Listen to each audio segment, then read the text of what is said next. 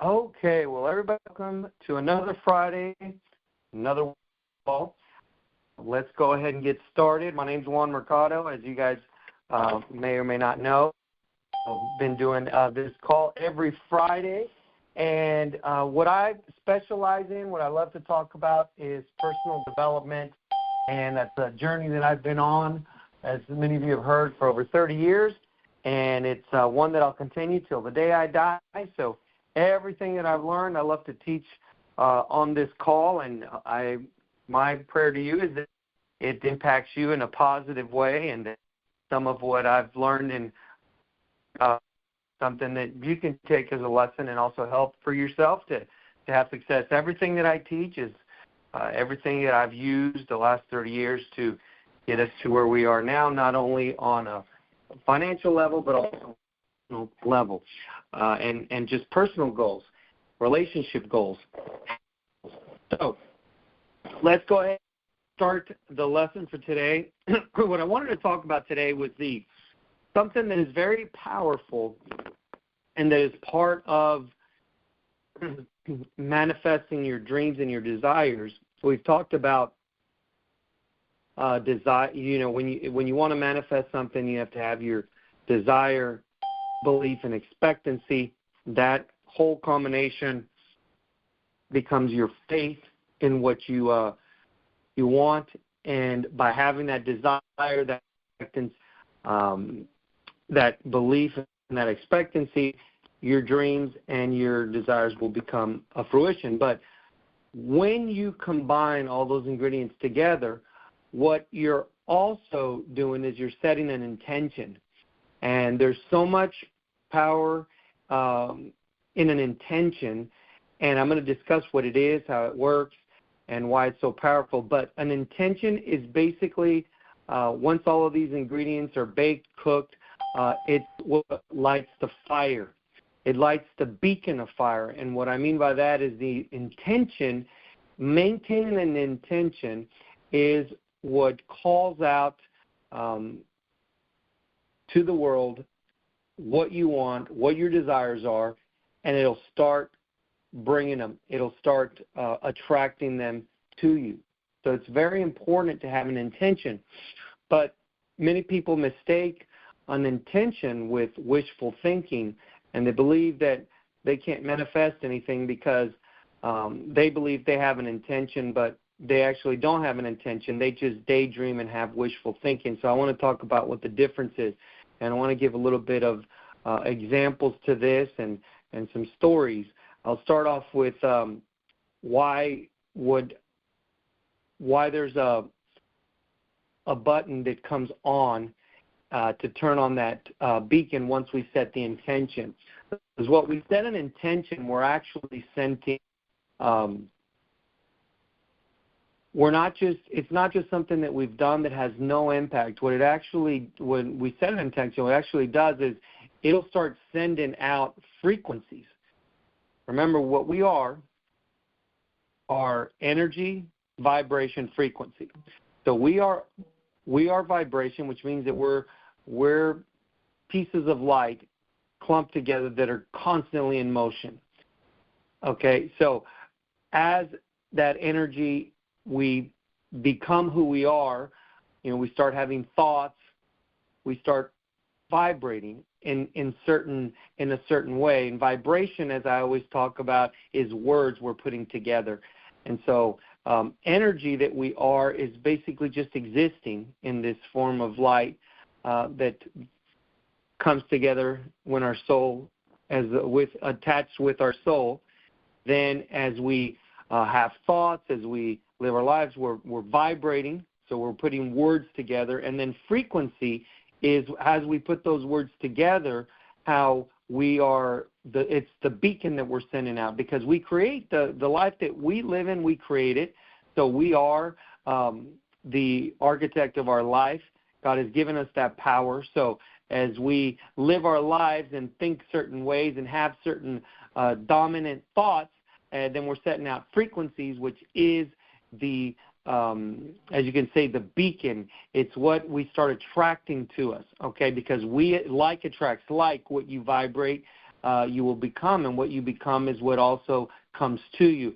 And so intention is where we set the code for that frequency that of the things that we want. So just imagine intention is setting a frequency, and that frequency is powerful because it starts sending out a beacon to the whole world, and you'll start seeing those serendipities. You'll start seeing those, you could say those, it almost seems rare. It almost seems like hard to believe, but you start thinking of something. And I'll give you an example. You say you want a red truck, and you want a red Chevy truck, and you don't know, but you set an intention of a red truck. You say, I want it, I'm going to have it, and all of a sudden you start seeing red trucks, red Chevy trucks as you drive and live your life. That's the way it works. And I'll give you a little bit of a backstory. Well, not backstory, but a story. Let's just a story. Cleve Baxter was a CIA interrogation specialist. He was a specialist in polygraph testing. And what he did was he worked for the CIA doing a polygraph test. And polygraph test, for those of you that don't know, it's basically they hook you up to a machine that's looking at it looks at your heart rate, your blood pressure, and then when they ask you a question, if you're telling a lie, the little needle will start moving crazy up and down, and when you're telling the truth, it just goes steadily, and it's just moving in a very small little pattern or a small amount. And so he was a specialist, and what he also did was he studied the effect of polygraph on plants to seeing if plants actually had some way of communicating in the world or communicating with nature. And what happened was it was one night he was just doing some tests very late at night, and he said, you know what, I wonder what'll happen to a plant that he had connected. He had a plant connected to a polygraph test. He said, I wonder what'll happen if I burn it. If I burn the leaves on this plant, I wonder what'll happen on the polygraph test. And as soon as the thought came in his mind, he started thinking, okay, if I didn't do anything yet, keep in mind, didn't do anything yet, but he had the machines, the plants connected to the polygraph test, and he, in his mind, he was alone, and he started thinking, what would happen if I burned the leaves of the plant? And he remembered his colleague had a lighter in one of the drawers of their desk. Well, as soon as he thought, I'm gonna go get the lighter and I'm gonna burn the leaves and see what happens. As soon as he had that thought of going to get the lighter to burn the plant, the leaves started reacting, or the plant started reacting like crazy. And he was like, this plant sensed, what I was thinking. So keep in mind, what he did was he set an intention of what he was going to do, and before he did anything, this plant was impacted. What does that show you? It shows you how the world around you starts getting impacted by the thoughts that you have, and an intention is a directed thought. It's a laser missile into something that you want to do. So he didn't, he studied this. There's a couple of books that were written about all his studies about this experiment, this experiment and other experiments he's had. And so what happened is he wrote an article about his findings, and there was several scientists that wrote him back and said that this is basically just bogus. It doesn't work. They said they all tried it, and it didn't work. And he talked to one of them, and he said, what did you do when you tried to mimic what I was doing?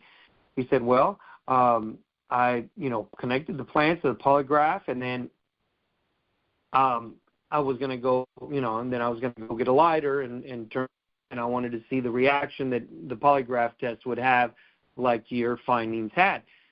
And nothing happened with the plant. It didn't react at all. And he said, okay, so let me ask you a question. Did you actually intend to ever burn that plant? And the scientist says, no, because you didn't have to burn the plant. He said, well, there's why it didn't work for you, because you never actually intended to burn the plant. All you did was you were just doing what I did, but I actually intended to burn that plant, and this happened.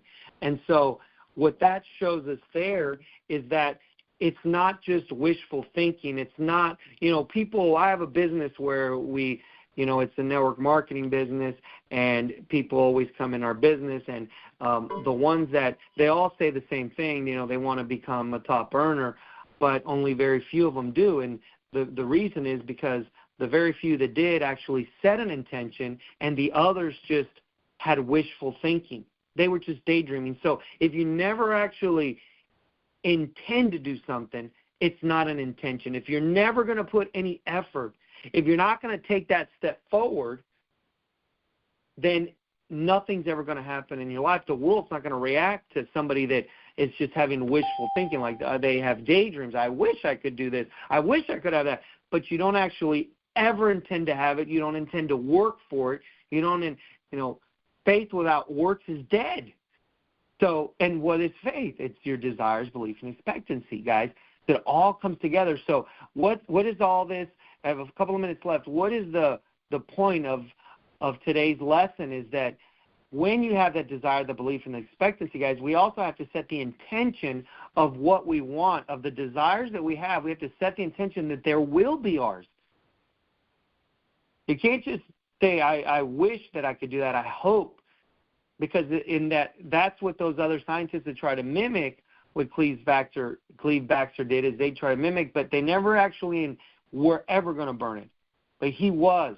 And so when we actually intend to have that, and we even set a date in our mind, and we have images of when we receive it, that's actually setting that intention, and that's when the magic starts to happen. You can't see it, because if I have two people in my business that say they're going to do it, they're going to reach top level, I don't know the difference between one or the other, which one is actually going to do it. But if I could see the beacon that turned on once the one that actually set the intention, I would know. But only time will let me know. And when you are the creator, God gave us that power within us. You're the creator of your life and the creator of what you will manifest. We have to set a clear intention. We have to burn those bridges in our mind and say, this is where I'm going. This is what I'm going to have. And it will be mine. There's no denying it. It's a done deal. One of my mentors in life, his name is Bill Britt, amazing leader, and he would always say, it's when you set that intention, you have to say, it's done. No doubt about it. And you can't have any doubt on the things that you want. And don't be scared, guys. Remember, no fear. Don't be scared to set the intentions high. Doesn't matter if you fail. Failing is only a bridge to the success that you're going to have. Don't ever give in to the whispering, the comments of others that say maybe you're asking for too much, or maybe you're a little crazy, or maybe you're too old, or maybe you're too young, or maybe you're too this, or maybe you're too that. Doesn't matter, guys. They don't have the power over you. You have the power over yourself. Don't give them that power. If you set an intention for something that you want, continue to hold it, and not wishful thinking. In your mind, see yourself already enjoying it and having that which you want, and you will have it, and it will be yours. It may not be in the time that you desire, but it will be yours. If it's something that's not going to harm anyone else, you with your success, you'll be able to help others, and you'll be able to do more things, and you'll be able to be a good example, and always pay it forward. Teach people what you've learned. Once you have success and people see it, teach them how you did it. And that's how we're going to change the world in a positive way. That's how we're going to impact not just a few, but millions, guys. So that is the lesson for today, power of intention. Intention is actually setting it in motion, knowing it's going to happen, burning the bridges behind, and saying, that's what I want, and I'm going to get it, and I won't rest till I get it.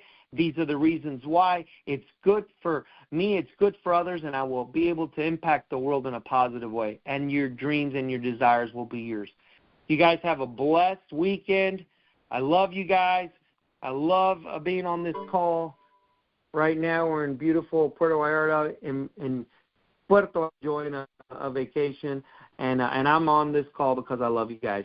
So we will see you on the next call. Have a great weekend.